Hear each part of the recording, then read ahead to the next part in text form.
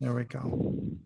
Okay, so welcome. We have Michael Dougherty, the district attorney in the 20th Judicial District, encompassing Boulder County, and has recently announced his candidacy for Colorado Attorney General in 2026. He is currently an adjunct professor at CU Boulder at the School of Law. I understand it's the jury selection and history class. With a 27-year career as a prosecutor, his experience spans from the Manhattan District Attorney's Office, where he specialized in sex crimes and homicides, to the Colorado Attorney General's Office, where he led the criminal justice section. He has dedicated himself to improving the justice system, notably through his work on the Colorado DNA Justice Review Project and the Sentencing Reform Task Force. As Boulder County's district attorney since 2018, and having received the Innocent Project's Award for Advocate for Innocence and Justice, he has demonstrated a commitment to fair and effective prosecution. His diverse background, from high-profile prosecutions in New York to leading criminal justice initiatives in Colorado, positions him as a seasoned legal professional. And I understand that you went to Nassau Community College, then Cornell, and then you went to the Boston University School of Law. And that's kind of your background there. So welcome, Michael. We're so glad that you're joining us. Well, thank you so much. And thank you for that kind introduction, Max. And it's wonderful to be with all of you tonight. Great to see you, Diane, of course. And thank you, everyone, for introducing yourselves to me and sharing how you got involved in this work. And I am truly impacted by and sorry to hear about the personal connections you have to people who are within the correctional system now. And that is unimaginably difficult for you and your families. So I just want to recognize that up front. Oh, thank you. Yes. So I'll just go ahead, and then what I do is I think we have 17 questions. We'll try to, if we run out of time, we'll figure it out from there. But the first one was just about your background and motivation. Michael, to start, could you share what inspired you to pursue a career in law, specifically as a prosecutor, and what led to your decisions to run for district attorney and now the Colorado Attorney General? So I went to law school because I wanted to help the community and make a difference. And as corny as it sounded back then, it's still how I feel now. And I went to law school knowing I was going to go into public service. And I ended up interning for public defender's offices all 3 years of law school. But I had a professor who helped me recognize that for myself as an individual, that I might be fulfilled if I could find a district attorney's office that was committed to doing justice and doing the right thing, not racking up convictions like notches in a gun belt, but always seeking the right outcome. And I went through the interview process with the Manhattan DA's office, and it was 4 rounds of interviews, and I was struck each and every step by their focus on doing justice, doing the right thing, and having a strong moral compass. So I went there to start my career, and that was the reality of the work there. And I felt very privileged to be a part of that office. And I served there for 13 years before moving to Colorado. My family and I moved to Colorado because at the time, the Attorney General was starting a DNA Justice Review Project to identify individuals who've been wrongfully convicted in the state of Colorado. And the cases we were looking at were limited to cases where DNA could make that determination. So it's a small slice of cases. But for example, I oversaw the exoneration of Robert Dewey, who had served 18 years in state prison for a murder he truly did not commit. And the exoneration not only changed his life, but allowed us to then successfully identify and go on to see the actual killer arrested, prosecuted, and convicted for the murder that Mr. Dewey had sat in a cage for 18 years when he, in fact, had nothing to do with the murder. Mm. The scary thing about that case that I'll share with you because of your group, but is that there was no police misconduct and no prosecutorial misconduct. So often when someone's wrongfully convicted, there's someone who engaged in misconduct. And as terrible as that is, at least you could point to that and say, the system would have worked, except that person engaged in misconduct. Dewey's case highlighted that the system sometimes gets it wrong, even when everyone believes they're doing the right thing. So there was there were a bunch of reasons for that. There was a lot of drug use in and around the house where the person was killed. So memories were hazy and so on. But point being, no misconduct by any of the people who worked on the case or the jurors. And still a travesty of justice for Mr. Dewey.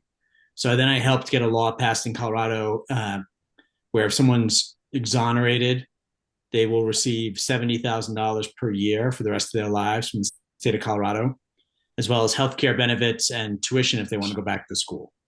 And obviously nothing can make up for 18 years of a life lost in the state prison system, but I think it recognizes, and the reason I strongly advocated for it was that the government should support the person, given that we've deprived them of the opportunities to build a support network for themselves in terms of education and professional opportunities.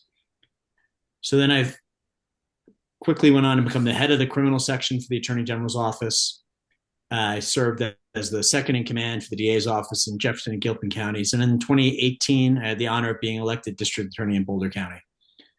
I became district attorney because I just realized as my career went on that having the opportunity to lead and supervise and inspire people to do justice was something that was really meaningful and fulfilling to me. And Colorado is actually one of the only states that has term limits for district attorneys. So in New York, I worked for a DA who served as the elected DA for 36 years before taking, as he described it, early retirement at age 91. But in Colorado, the DAs have term limits of either 8 years or here in Boulder County, 12 years. So there's more turnover in Colorado. So I started to actively think about becoming a district attorney myself and taking on the responsibility of leading an office that would be committed to doing justice and standing up and fighting for the right outcome, but also working to improve the justice system. And that's how I've led the district attorney's office for the last 7 years. We're regarded as a leader in criminal justice reform. So if this criminal justice reform bill is going through the legislature, we're usually the ones getting the call from legislators. Not that we always agree, but we're looked at as a sounding board and sometimes an advocate and a champion for change. And I had the honor, as Max indicated, of serving as the co-chair for the Sentencing Reform Task Force for the state. I was appointed by Governor Polis and served in that role from 2021 through 2023. Sorry about that.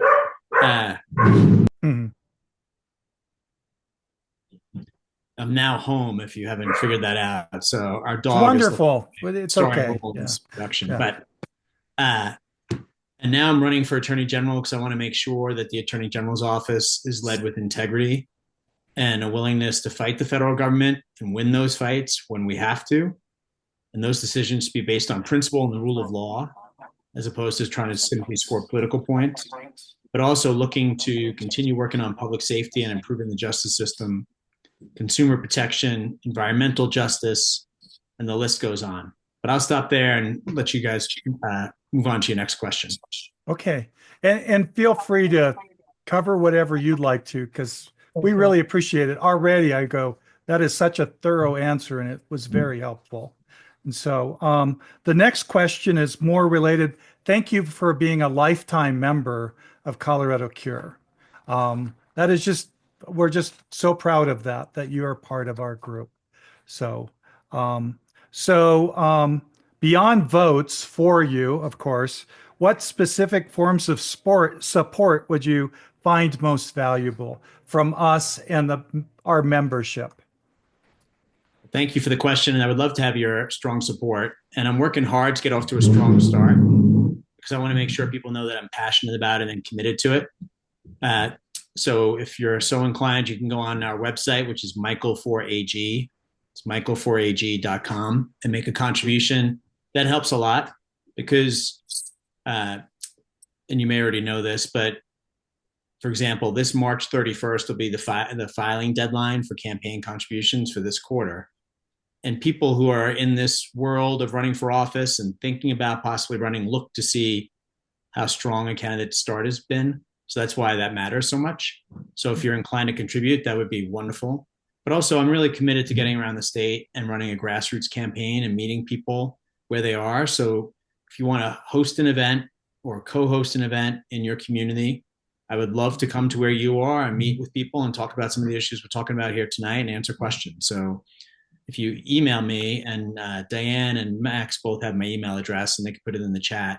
But if you email me and say you'd like to host an event or you want to participate, I would love to work on that together. Hey, thank you. Very good. Yes. So the next question is, do you find that the other prosecutors who do you find that there are other prosecutors who share your views on correctional reforms? And if so, to what extent? And then specifically within your own office, because I've heard, you were saying this justice, but in some districts, I know it's about notches on belts, and there's a lot of pressure to do that. And it sounds like you run your office differently. We do. That is correct. But we've built an office and built a culture where people seek our office out as a place to work because they believe the beliefs of our office will be consistent with their own beliefs. So it's the norm for me is that when applicants apply to our office, they've already done their research and they talk about the things we work on and the reforms that we believe in and restorative justice and diversion and the work I've done with the legislature and some of the things we've already touched on. And that's why they're applying to the office. So I don't think I've had a single interview in my office where someone comes in and is at the opposite end of the spectrum. I think people know what our office is about, what we stand for, and how committed to it I am. So we've developed a culture and we have a great, great team in the office. And we have active debates. We don't all agree on everything all the time, but we have a wonderful team overall. And I'm really lucky to work with such terrific people. And then the other DAs, I would say there are a few allies in the fight to improve the justice system. It's not just me. There are other district attorneys who hold the same views. I will say, and this is something that I really hold dear, that from my perspective, when we talk about criminal justice reform, I feel compelled to always tie it back to public safety. So whenever I talk about some of the reforms we put in place or some of the programs we're launching, I always talk about why I believe in the long run it will also improve community safety. And I was once in this meeting. It was a nationwide meeting of reform-minded prosecutors, and people were asking me how I overcame the resistance of law enforcement to some of the reforms we have and some of the programs we have. And I stopped for a second. I realized I actually have not had to overcome their resistance. They've been willing partners in this work. Every reform we've put in place, sometimes after very active discussion, but they've agreed with each and every one, because we tie it back to community safety. So we talk about restorative justice and diversion and not repeating the failed cycle of people going to the jail over and over and over again, but rather helping meet someone's underlying needs, behavioral health needs or otherwise, and then never returning to the justice system. Mm-hmm. Or working to build more trust in the community so that people come forward when they're victimized, come forward when they have information to share about a case. We're actually improving community safety in the long run if people are trusting in the justice system.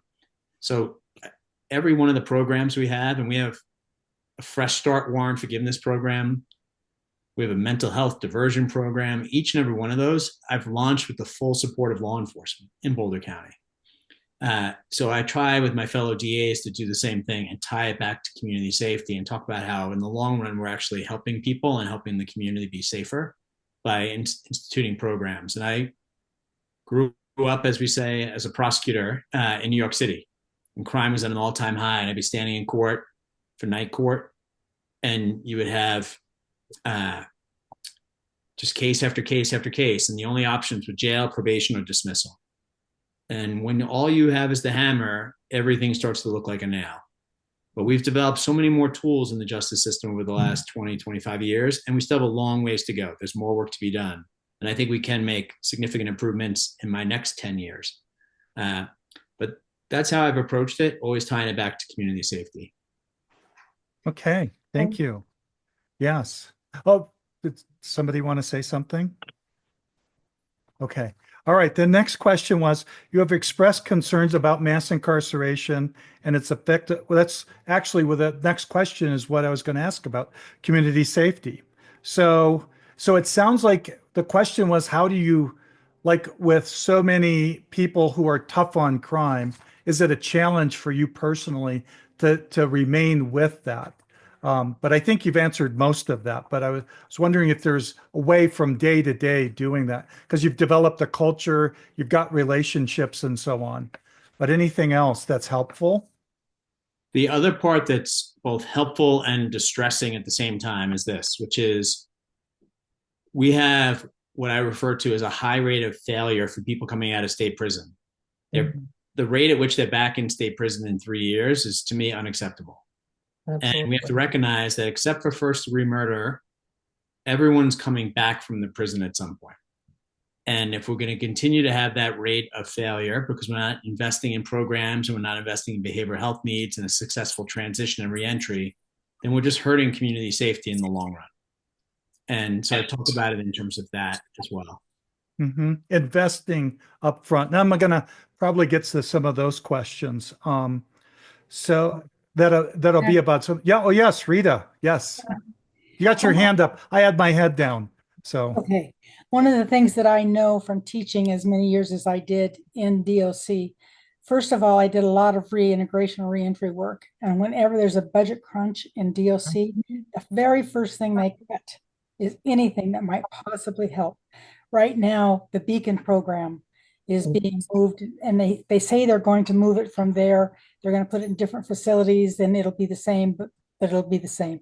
The thing of it is, there is such a culture within the Department of Corrections of people who are very punitive by nature, who treat people like they're not worthy of being alive, much less incarcerated. We were beginning to work on that with Matthew Hansen at Sterling. We were beginning to work on adapting some of Norway's solutions. And Beacon is focused a great deal on a lot of the theories that were there. We just can't keep doing that. You know, I had this sign in my classroom, the definition of insanity is doing the same thing over and over and expecting different results. And we're just not going to get there. The other comment I want to make is you talk about public safety.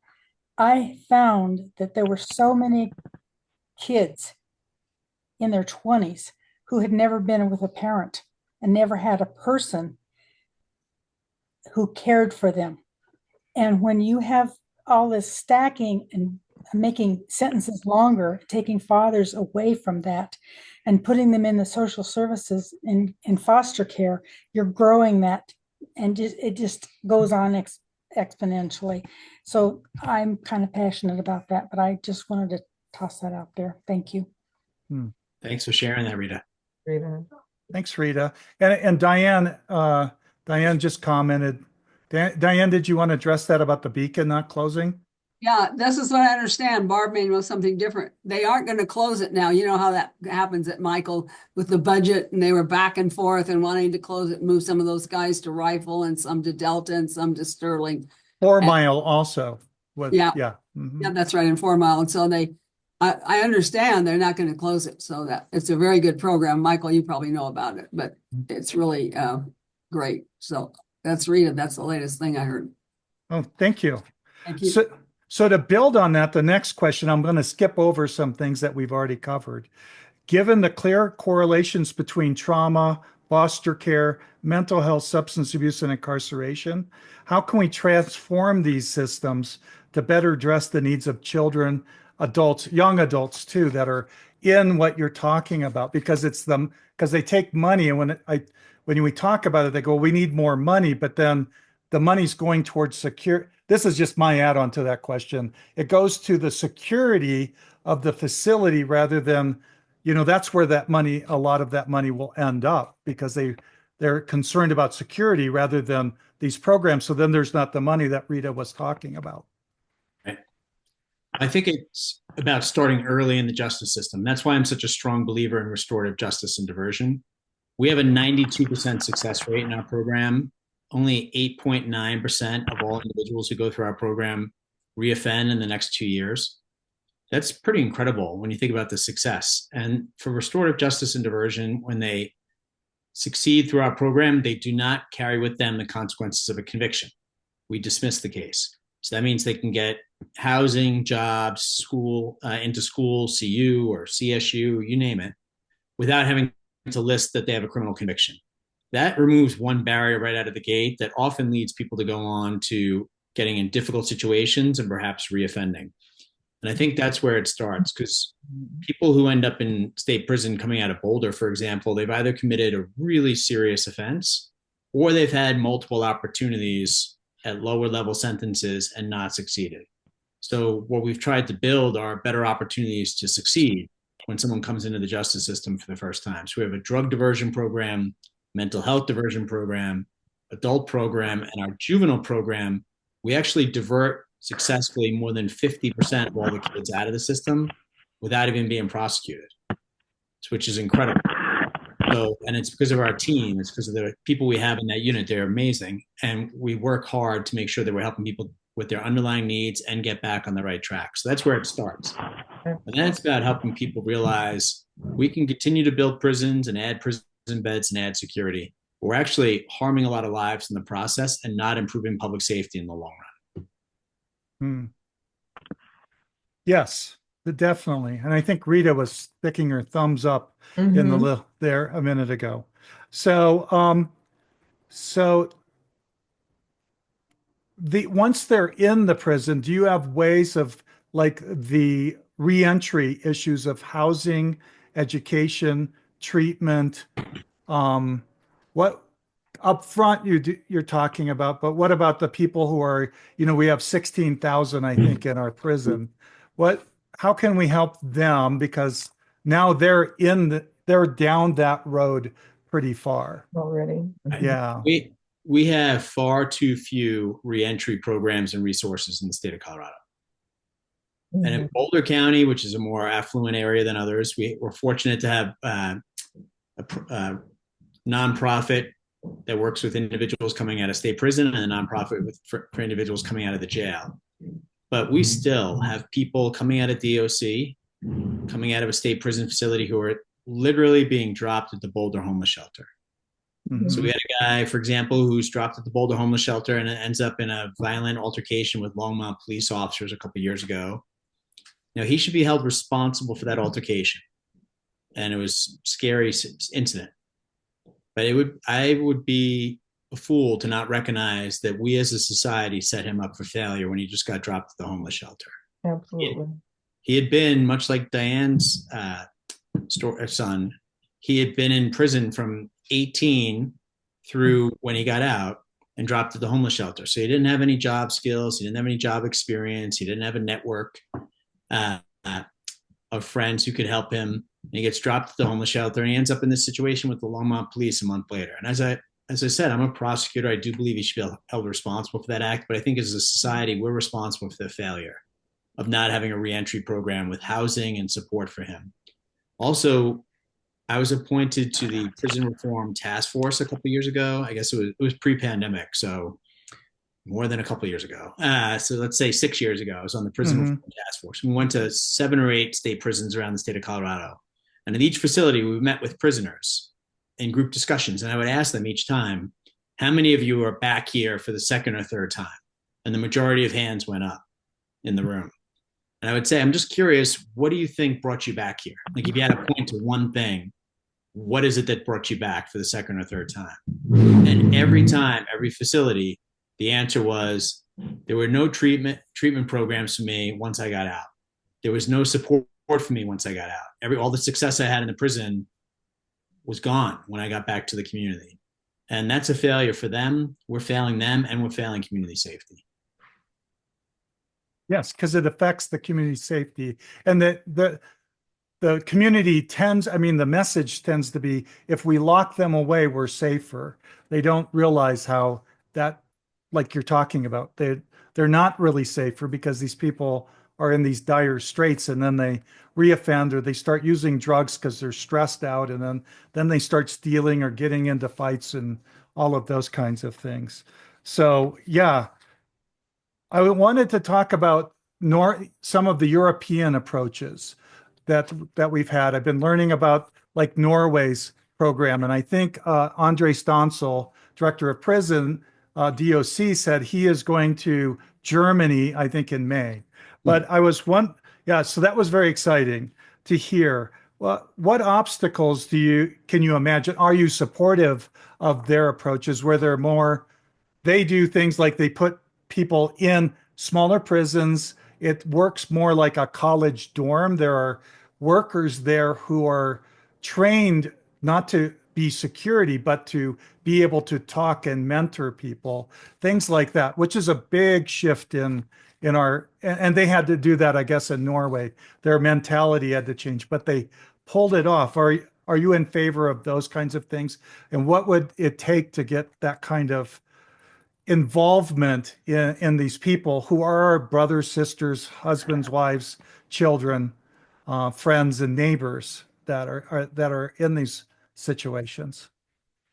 So I've heard good things about those programs in other countries. I don't know enough about the details to say that one is better than another, but I certainly think there are lessons to be learned when you look around the world and you see what systems work better than ours or have a higher rate of successful rehabilitation than ours.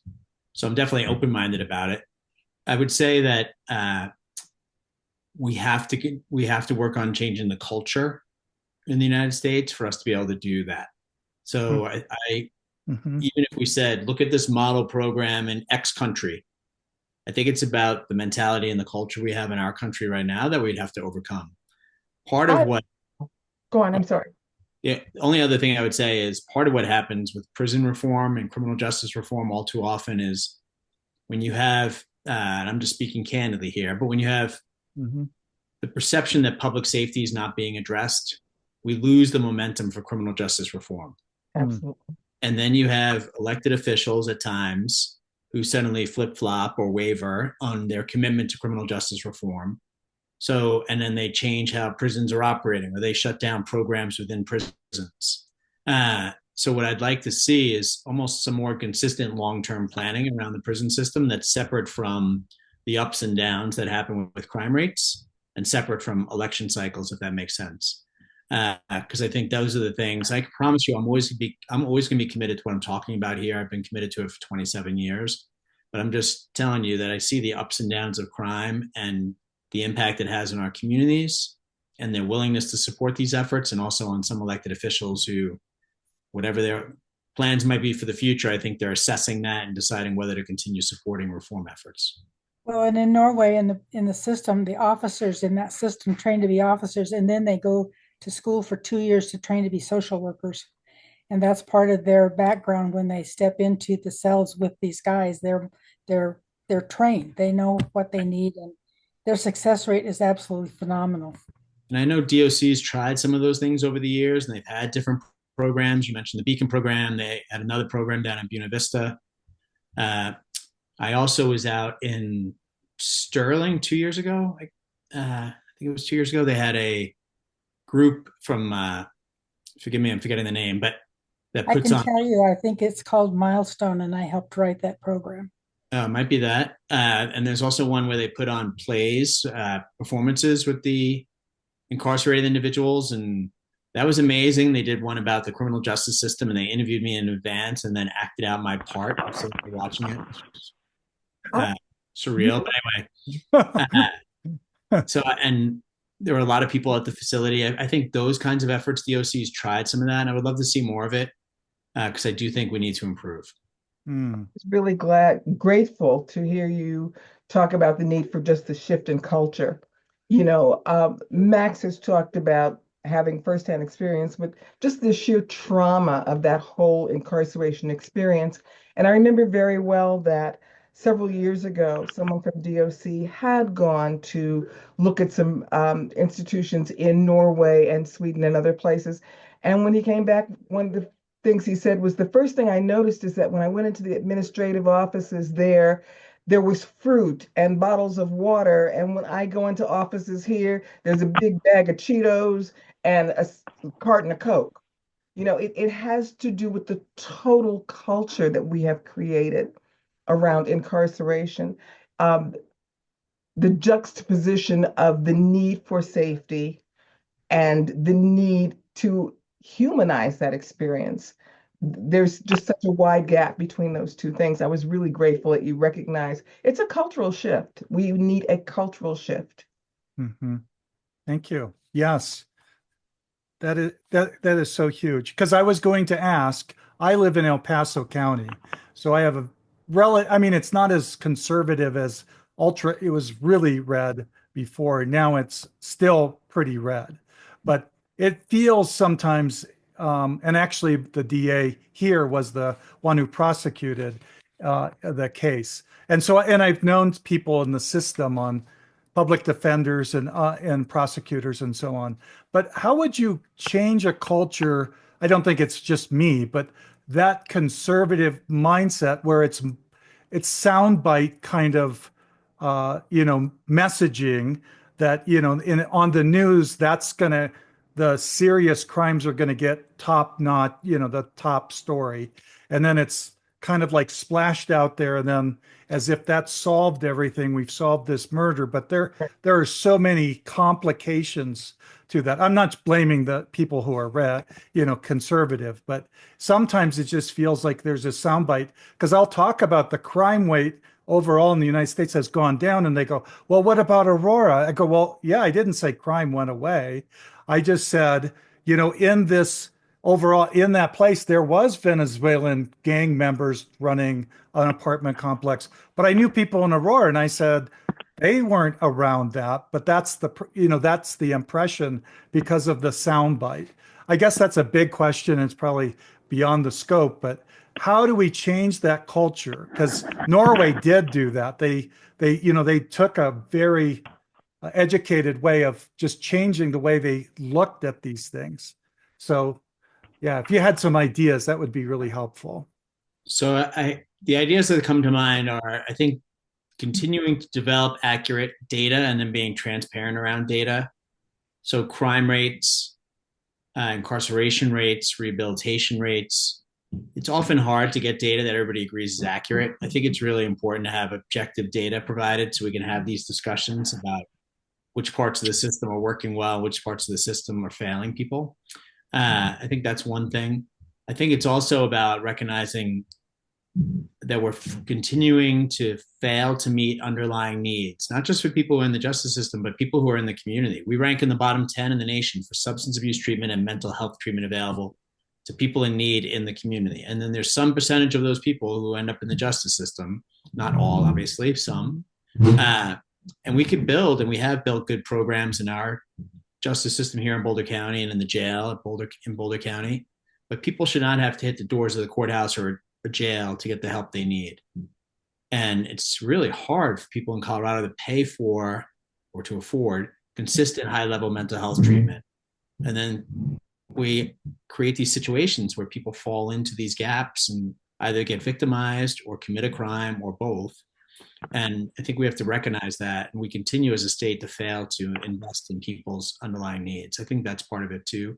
The other part is, and this, you're living this in a way on a really sad side for those of you who have people who are in the Department of Corrections right now, but we don't have accurate, transparent sentencing laws in Colorado. So when you say someone's been sentenced to 48 years, they're not actually serving 48 years. And I don't think it serves anyone well that we don't have accurate information on that. And I'm not saying when they get 48, they should serve 48. So don't misunderstand what I'm saying. I'm saying we should say they've been sentenced to this, and this is how much time they're going to serve. And that should be a definitive number or close to a definitive number for the individual who's going to be incarcerated, their family, the community, the judge, defense attorney, and prosecutor. Because right now we have these conversations on both sides of the courtroom where the judge is saying, okay, the sentence is 20 years. And each side is saying, it's not going to be 20, actually. It might be 10, but then they'll be eligible for community corrections, and 11, they'll be eligible for parole. But it's not fair to anybody that we have that uncertainty around it. And from the work I've done in criminal justice reform, I think every single group that I've spoken with wants to see more certainty in sentencing, not longer sentences, but more certainty in sentencing. Because I think that would help us to have a real productive conversation. It goes back to the accuracy and transparency that I want to see more out of the judicial system and the prison system.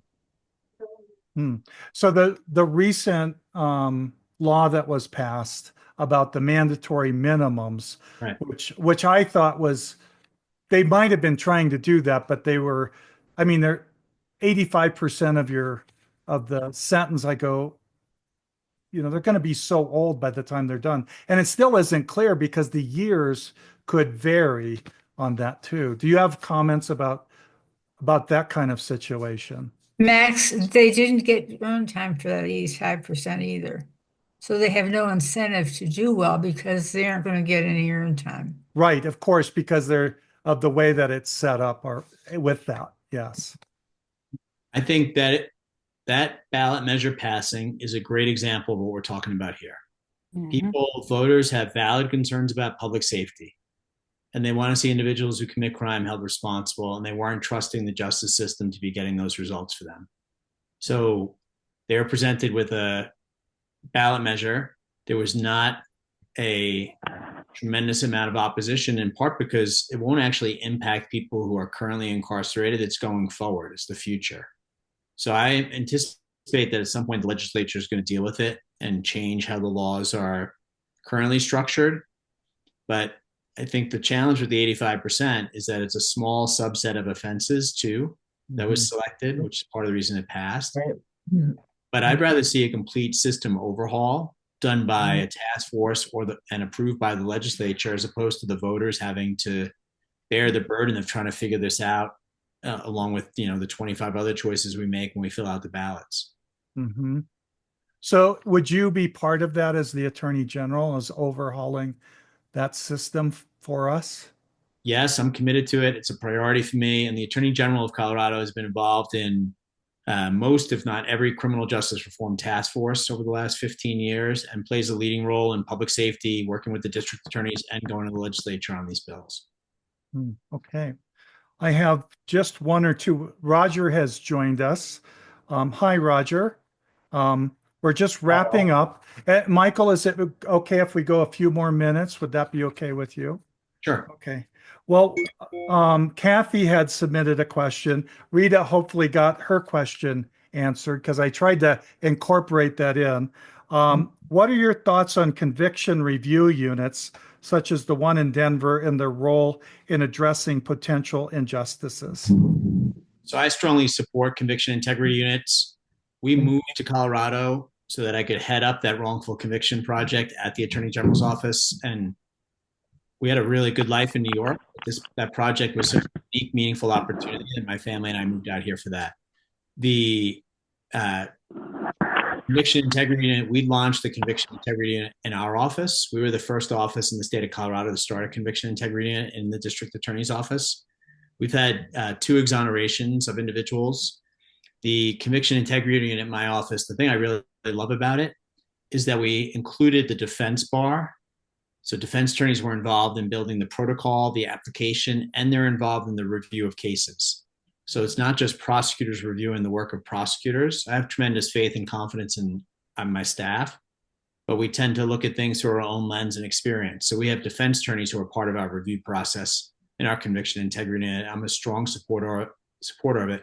So one thing I can promise you is if I'm elected Attorney General, we're going to have a statewide conviction integrity unit. And we need that, especially when you look at the scandal and the criminal charges for the DNA analyst out of CBI. It's left to each DA's office, and I have a lot of confidence in my colleagues around the state, but some of them are understaffed and under-resourced. So it's left to every office to go back and look at those cases and figure out whether an injustice was committed. We should have a statewide effort led by the Attorney General's office. So I'm committed to starting a statewide conviction integrity unit out of the Attorney General's office. Okay. Thank you. So the one last question is actually Roger's. It didn't make it to my list. So, and I would like to ask, Roger had said, I'd like to ask about, this is more of a specific, if an HOA board is ignoring issues that are adversely affecting the owners financially, or in fact may be criminal, what are the legal recourse a concerned owner can pursue? And if you don't feel comfortable answering that one, but it's a very specific. Ours have been pretty general until that one, but that was the one that was submitted. So if you don't believe it's criminal, I would encourage a person to look to an attorney who's willing to offer a free consultation. Each county has a bar association. You can reach out to the county you're in, bar association, and ask what attorneys would be available to do a free consultation on a case of that nature. They would hopefully give you a referral, and then you could have a hour discussion about the circumstances, and the attorney can give you her or his take on whether it might be civil action. If you believe it might be criminal, you can call law enforcement, or you can also call the local district attorney's office and give them the factual scenario and ask them if they believe it's criminal or not. I would encourage you to try emailing it so they can look at the documents you probably have. If it's an HOA matter and you're thinking it might be criminal, I imagine you have documents supporting it. I would provide those to the district attorney's office or law enforcement and then follow up with them and make sure you get an answer. And if it's not criminal, you could pursue civil remedies as well. Okay. Okay, thank you very much. I appreciate that. Sure. Your timing was impeccable. You joined just as we were getting to that question. So I'm glad that you were able to make it. And I just wanted to thank you, Michael, for joining us. I mean, there's more questions, but I don't want to wear you out, but I know that, yeah, I'm sure we can find out later. And I feel very optimistic about where you're coming from and your experience and how fair you are in treating and how you want to make a real change. And of course, that is, very optimistic I'm optimistic because of that. So, yes. And I think Diane wants to say something here. Well, I just wanted to thank him so much because my husband passed away after so many years in prison, and he was home 15 years, but St. Patrick's Day, he died, and it was in 2016. So I really miss him, but I always valued the meetings with Michael and other committees I was on because he is the voice of caring and being fair and open and listening to every side. I don't know how he stands it sometimes down to the legislature. And when the death penalty was outlawed in this state, I was thrilled. And he was one of the DAs who was for that.